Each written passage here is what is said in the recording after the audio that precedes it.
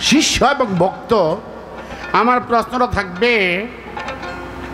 তুমি খালি জবাব দিবা এমন একটা ভক্ত ছিল গুরুর পকেটে পায়খানা করে দিল তিনি সে শ্বাস করে করে বলে কোন ভক্ত গুরুর পাঞ্জাবির পকেটে পায়খানা করে আমার খালি প্রশ্ন এই গুরুটা কেডায় এই ভক্তটা কেডায় আর গুরুর পকেটে এই বেটায় পায়খানা করলো কেমবে এটা হইল কথার কথা আসল কথা না যেভাবে তুই আমার কাছে করে জিজ্ঞাসা প্রশ্ন তো জিগেই নাই কমিটি কইছে প্রশ্ন জবাব ছাইরেন না কি কইছে না আচ্ছা কি বাবা ভালো লাগে জিগামো আমার একটা প্রশ্ন থাকবে শিষ্য এবং ভক্ত শিষ্য এবং ভক্ত আমার প্রশ্নটা থাকবে তুমি খালি জবাব দিবা এমন একটা ভক্ত ছিল গুরুর পকেটে পায়খানা করে দিছে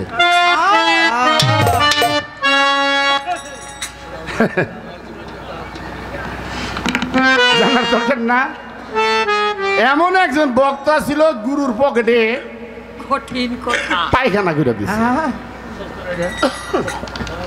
মহামূল্যবান ভক্ত আমার খালি প্রশ্ন এই গুরুটা কেডায় এই ভক্তটা কেডায় আর গুরুর পকেটে এই বেটায় পায়খানা করলো কেমবে কথা কিন্তু হাসান না কথা কিন্তু হাদিস বা কিতাব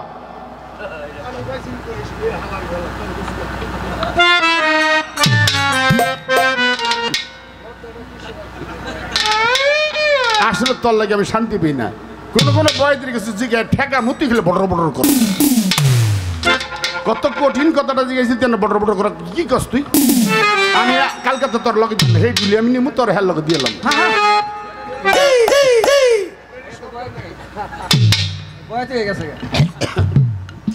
কথাটা কি বুঝেন নাই গুরুটা কেডায় শিষ্যটা কেডায় আর এই পকেটের মধ্যে এত ওর একটা দেহ জাগা হইল কেমবে এই আমার একটা প্রশ্ন আমার জীবনের প্রথমে এই প্রশ্নটা জিজ্ঞাসা আর কেউ জিজ্ঞাসা মনে হয় না জিজ্ঞাসা পারি না আজকে হঠাৎ করে মনে হয়ে গেছে আর জিজ্ঞাসা রে বেলা দে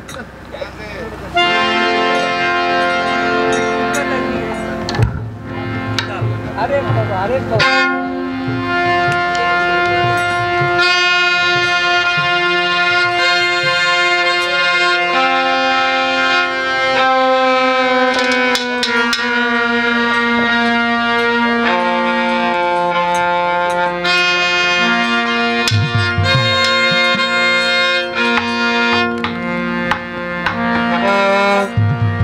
রাত্র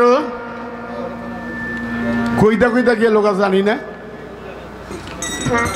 দেখলাম তো আসলে কিন্তু বাসর রাত্র একটু তাড়াতাড়ি জায়গা কি বাসর রাত্র তাড়াতাড়ি যায় না কইতে পারেন বনির বেটা কেমন কথা কইলেন কইলাম বাসর রাত্র আনন্দের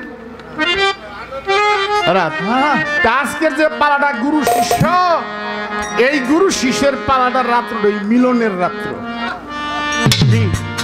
গুরু শিষ্য পালা গুরু এবং ভক্ত মিলনের রাত্র বিধায়ী রাত্রটা কই জায়গা আছে নিজেও টের পাইনি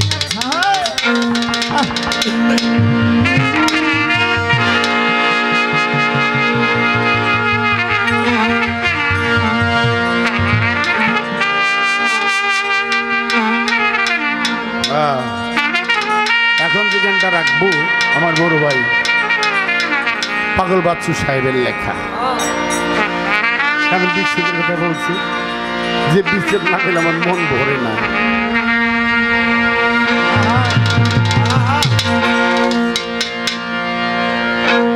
এত জ্বালা দিলি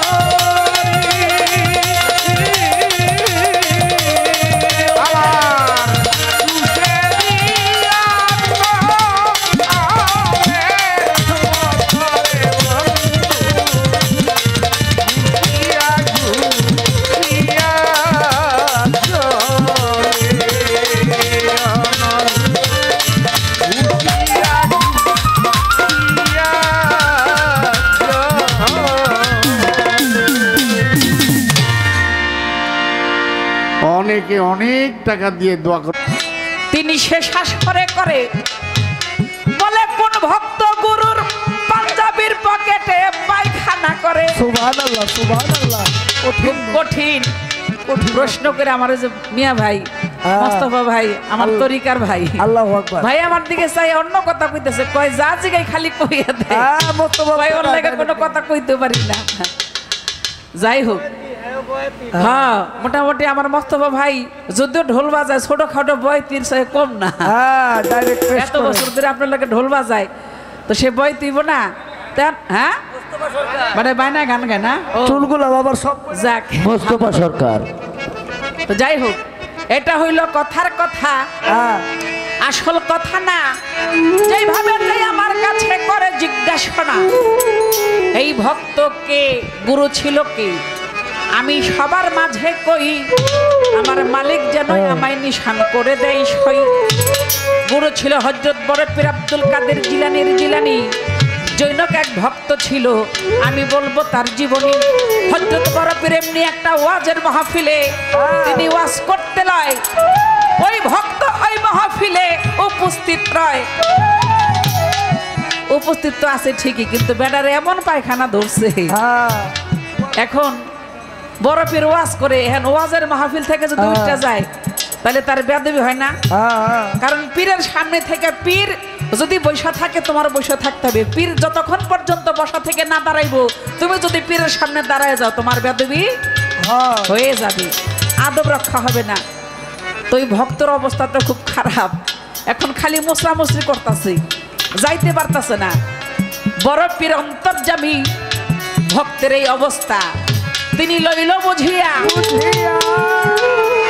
সবার মাঝখান থেকে বরপীর লইল তারা ইশারা করিয়া কাছেতে ডাকিয়া বরপীরের পাঞ্জাবির পকেটের মধ্যে কয় এই জায়গায় তাকাও, এই জায়গায় তাকাইয়া দেখো রে চাহিয়া, এই জায়গায় কি দেখা যায়? লওনারে চাইছে এর মধ্যে মাথা ঢুকাও।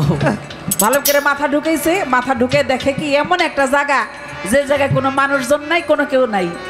তো ওই জায়গায় তিনি বসে বসে পায়খানা করলেন।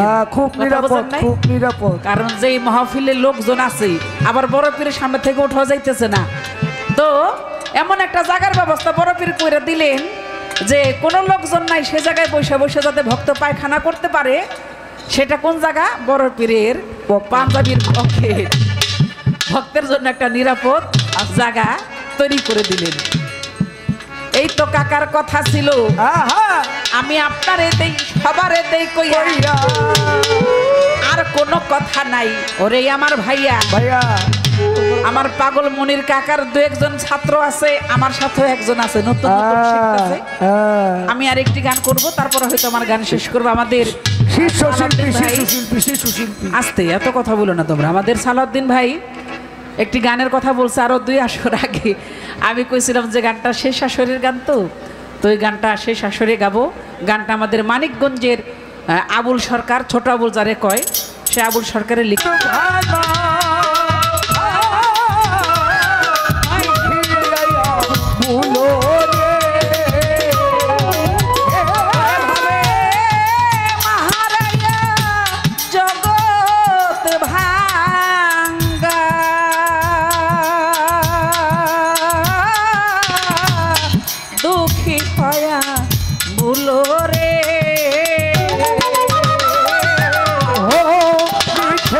ছাই দিন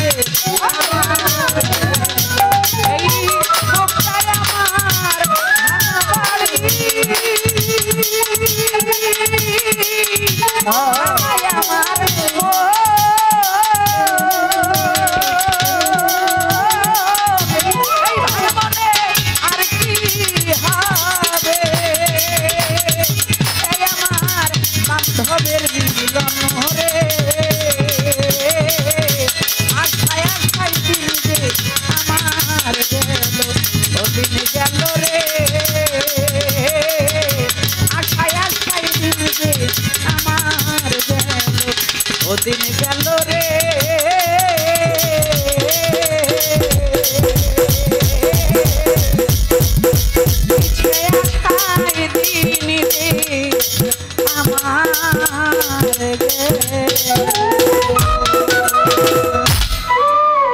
এই গানটির জন্য যিনি আবদার করেছিলেন আমার সালাউদ্দিন ভাই, তিনি আগে 500 টাকা দিয়েছেন এবং গান চলাকালীন অনেকেই অনেকগুলো টাকা